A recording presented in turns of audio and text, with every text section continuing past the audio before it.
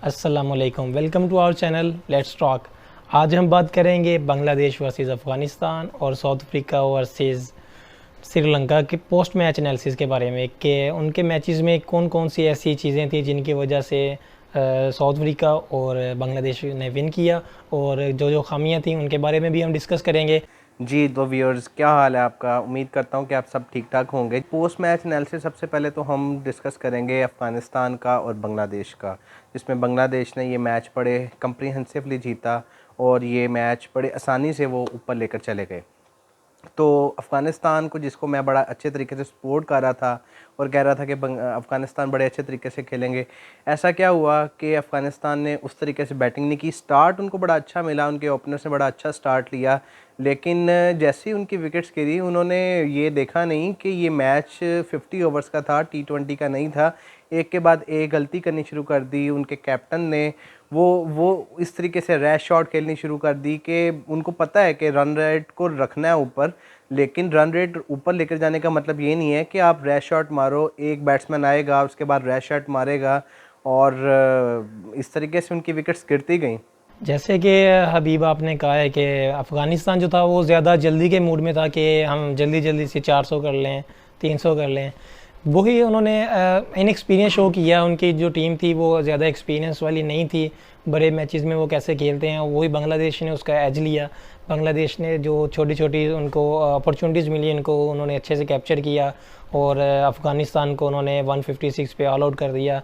और बाद में उनके ओपनर्स ने अच्छा स्टार्ट दिया है और आसानी से वो मैच उन्होंने विन किया और अपना रन रेट को भी बेहतर बनाया। हम बात करेंगे साउथ अफ्रीका और श्रीलंका के मैच की, जो कि साउथ अफ्रीका ने वर्ल्ड कप की हिस्ट्री का सबसे ज़्यादा स्कोर उन्होंने किया है, जो कि एज एक्सपेक्टेड था कि ये जो वर्ल्ड कप है ये हाईएस्ट स्कोरर होगा। और मुझे अभी भी उम्मीद है कि कोई ना कोई टीम जो है वो 500 का हिस्सा ज़रूर अबूर करेगी। तो साउथ अफ्रीका ने जिस तरीके से स्टार्ट लिया, लियो ने एक विकेट तो लूज़ की, लेकिन जिस तरीके से रिस्पॉन्सिबल बैटिंग डेकुक ने और रेसिडूसन ने की, उन्होंने अपनी रिस्पॉन्सिबिलिटी को शो किया। उन्होंने फास्ट को अच्छा अटैक किया, उन्होंने ओवर में बाउंड्री ली, स्पिन का प्रेशर नहीं लिया। लेकिन मैं आपको यहाँ पे एक बात कहूँगा, बैटिंग उनकी बहुत कमाल की थी, फ़ाइन थी। जिस तरीके से हमने पहला मैच देखा जिसमें न्यूजीलैंड के बैट्समैन रविंद्रा ने और कॉनवे ने बैटिंग की थी, वो भी आउट क्लास थी, और इसी तरीके से उन्होंने उनको कोई मौका ही नहीं दिया कि वो कहीं पे भी लूज़ कर रहे हैं। लेकिन मैं आपको ये कहूँगा कि श्रीलंका के जो जो बॉलिंग अटैक था वो बड़ा मुझे कमज़ोर नज़र आया। उनकी बॉलिंग जो मुझे नज़र आई है वो फास्ट अटैक की, उस तरीके से उनकी लाइन लेंथ नहीं थी जिस तरीके से लाइन लेंथ होनी चाहिए। और फिर स्पिन में भी कोई मुझे ख़ास वैरायटी, कोई काट नज़र नहीं आया, कोई पेस नज़र स्पिन की मुझे गेंद स्पिन होती नज़र नहीं आई है। तो वो कहीं ना कहीं फंबल होता रहा, क्योंकि यंग टीम थी, उनके पास बैट्समैन और जो बॉलर थे, सॉरी, वो भी कोई इतने एक्सपीरियंस मुझे लग नहीं थे रहे। क्योंकि बॉल कहाँ पे करना है, इन पिचेस पे चेंज ऑफ पेस कैसे लेकर आनी है, और फिर आसालंका से बॉलिंग नहीं करवाना, ये समझ से बाहर था। क्योंकि पिछले अगर एशिया कप में देखें, जहाँ पे 4 विकेट श्रीलंका ने इंडिया के अगेंस्ट ली थी, आप उनको एक ओवर नहीं दे रहे हैं, क्योंकि आप किसी नॉन रेगुलर बॉलर को या किसी ऐसे बॉलर को, ऑलराउंडर को बॉलिंग देंगे तो वो विकेट गिरेगी। बिल्कुल, आपने सही पॉइंटेड किया। आपने साउथ अफ्रीका की बैटिंग की बात की, तो ईडन मार्करम ने जो कि जारहाना इनिंग्स खेली है उसके बारे में थोड़ा सा डिस्कस करते हैं। जो कि स्टार्टिंग में जो उनको स्टार्ट मिला था डिकॉक का और वैन डूसन का, जो उन्होंने अच्छा पार्टनरशिप बिल्ड करके एक प्लेटफॉर्म प्रोवाइड कर दिया था बड़े स्कोर के लिए, तो वहाँ पे लग रहा था कि डेविड मिलर और हेनरी क्लैसन उनको ऊपर भेजेंगे। लेकिन टेम्बा बूमा ने एक तुर्क का पत्ता फेंका और उन्होंने मार्करम को भेजा। मार्करम ने उसको बड़ा अच्छा यूटिलाइज़ किया और 49 बॉलों पे उन्होंने सेंचुरी स्कोर की, जो कि वर्ल्ड कप की जो फास्टेस्ट सेंचुरी भी मानी गई है। और एक बहुत ही अच्छा और बहुत ही तगड़ा टोटल उन्होंने 428 रन का दिया श्रीलंका को। और जैसे आपने बॉलिंग की बात की, तो बॉलिंग श्रीलंका की असरंगा और महेश दीक्षित जो उनके मेन स्पिनर्स हैं, उनके बगैर अभी तक तो ज़्यादा पावरफुल नहीं है, और वैसे भी कमज़ोर तरीन बॉलिंग मुझे लगी उनकी।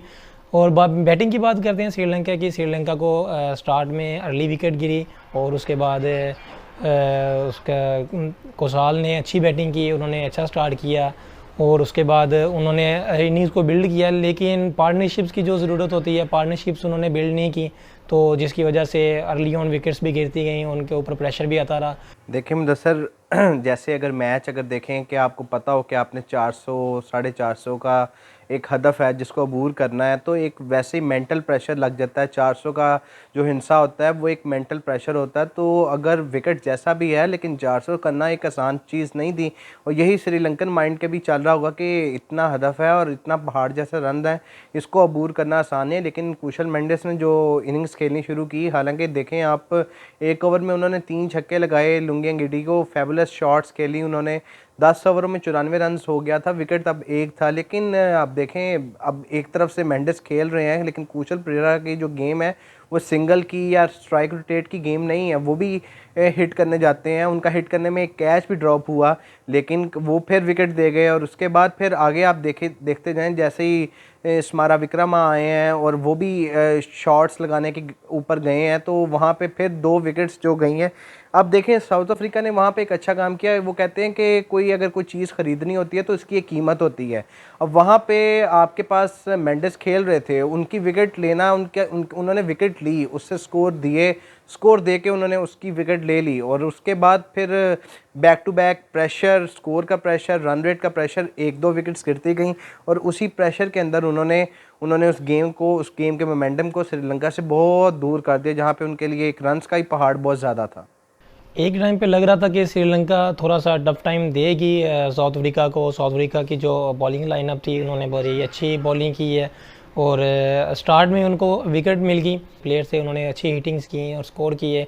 लेकिन वही पार्टनरशिप्स बिल्ड नहीं हुई, जिसकी वजह से श्रीलंका जो है वो 100 समथिंग रन से उनको शिकस्त हो गई।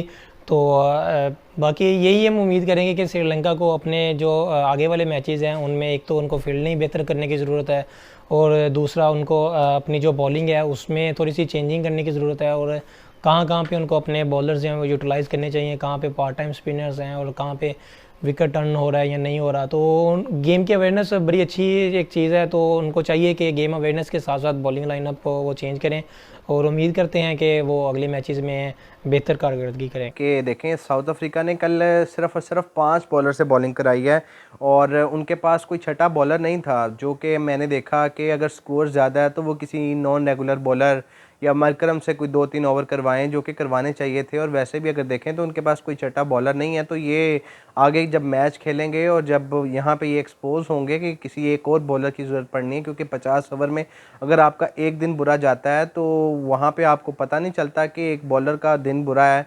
तो आप जब देखेंगे तो ये चीज़ उनको फेस करनी पड़ेगी और ये इनके लिए कोई अच्छी साबित नहीं होगी। लेकिन फिर भी साउथ अफ्रीका की बैटिंग में बहुत डेप्थ है, लेकिन एक ऑलराउंडर या एक बॉलर शमसी खेलना बहुत ज़रूरी है। एक स्पिनर के साथ वो मैच को नहीं ख़त्म कर सकते। आगे इंडियन विकेट्स पे जब स्पिन होनी है गेम, तो ये बहुत उनको लॉस हो सकता है कि अगर वो एक स्पिनर के साथ जाते हैं। तो अभी तक के लिए हमारी इस वीडियो में इतना ही। इंशाल्लाह अगली वीडियो में मिलेंगे। ओके, अल्लाह हाफ़िज़।